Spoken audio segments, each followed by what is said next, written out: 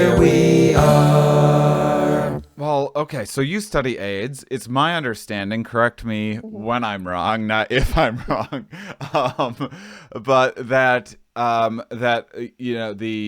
AIDS 30 years ago is a whole lot different than AIDS today, and there's a lot of Oh, yeah. there's tons of different, the way in which viruses mutate, the way in which once you start getting public policy, people are wearing more condoms, there's more awareness, blah blah blah. The kind of less virulent strains probably are No. Is that we have better treatment? That's sorry. it. Yeah, HIV looks dramatically different because we have way better treatment. That's what because we have treatment. That's all. It's not that less virulent strains are the ones that. No. Really? No. Okay. No. Well, thanks. It's because we have amazing treatments for it now. We have things that are easy to take. Back in the beginning of the AIDS epidemic, we first didn't have anything. Then we only had AZT.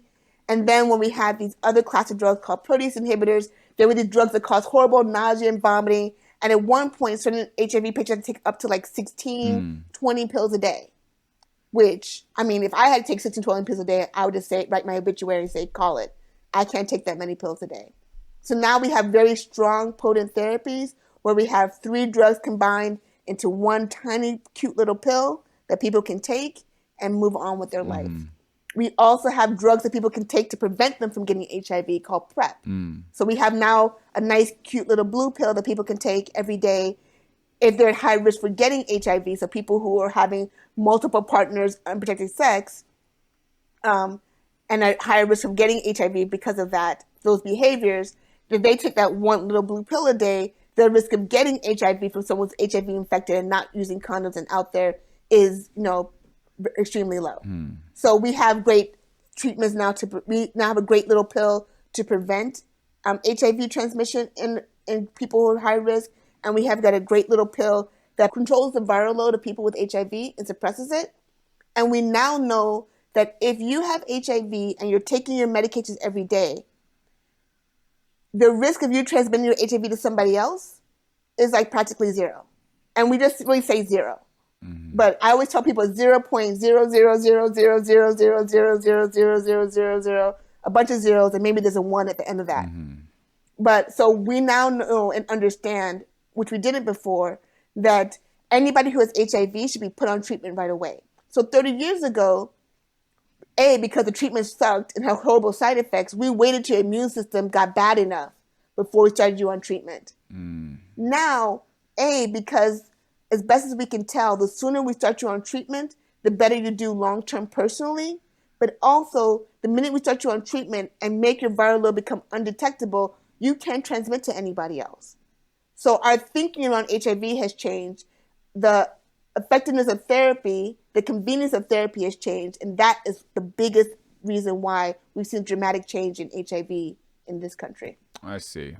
So the HIV today in a vial is the same HIV, like basically. No, I mean there are mutations, etc., that can happen over time, but there's not been any substantial that is less virulent than before. No. Okay. No, that's not. So potentially with COVID, if we do create a vaccine, by the time the vaccine's available in a year or whatever, this isn't like some virus that's just going to evolve we don't know. Yeah. And this is one thing we don't know.